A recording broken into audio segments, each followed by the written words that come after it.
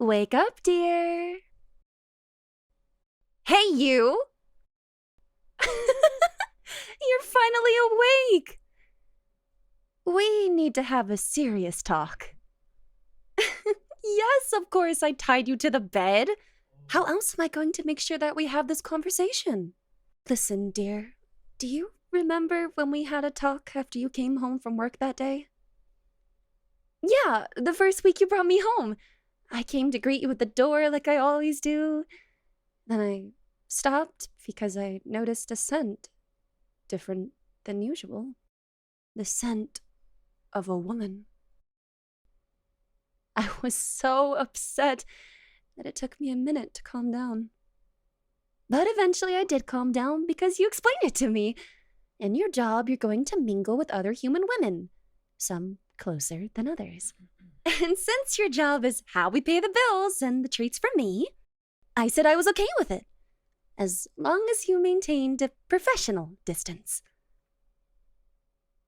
But this is different.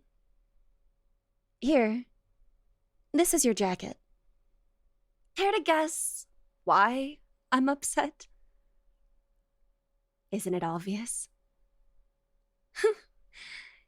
You and your weak human nose.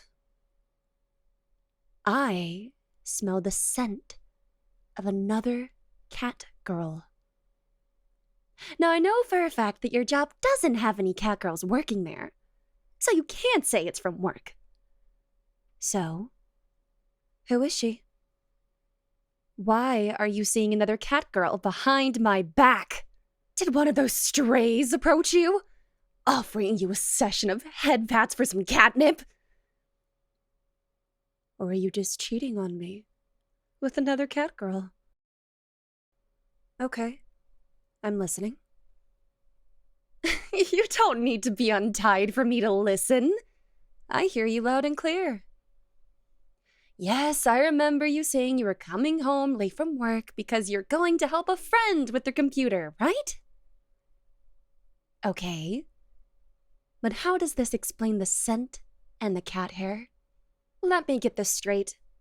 Your friend has a cat girl too, and you were with them both? Oh, my dear. I didn't know you were into those things. Are you more of a degenerate than I thought you were? Don't get the wrong idea. Well, what else am I supposed to think? To me, it sounds like you and your friend were having fun together with another Neko.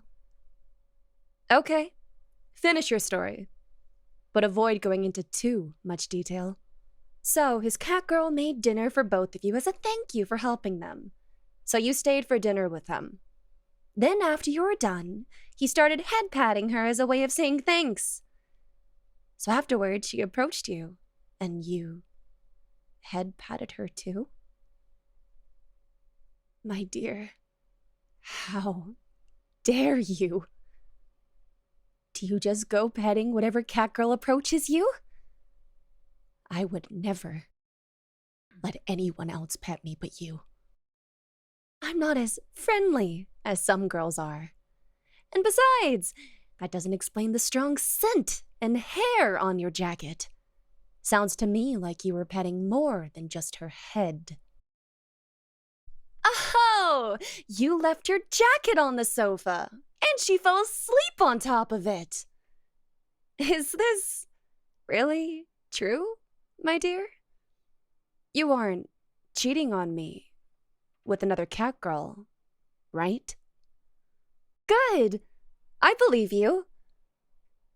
But, my dear, you need to be more careful. Us cat girls can be very, very territorial, especially with those we care about a lot. And the stronger that bond, the more protective we can become. Do you think we have a close bond? Of course you do. Well, we have a special. You wouldn't want to risk that, would you? Then please, try to keep your distance from any other cat girls. And if you happen to bump into another cat girl, don't hide it from me. Otherwise, my mind starts to imagine the worst. And you know I have a very vivid imagination. You have me, my dear. Am I not enough for you? Good! Then you won't mind if I lay down on top of you, right? I need to make sure you don't think about touching anyone else. I'm going to stay here and make sure my scent is on you, so all those dirty strays know that you belong to me. No, I don't think I'll untie you yet. But how will you head pat me? You're right! Okay, I'll untie your arms then, so you can pet me all that you desire.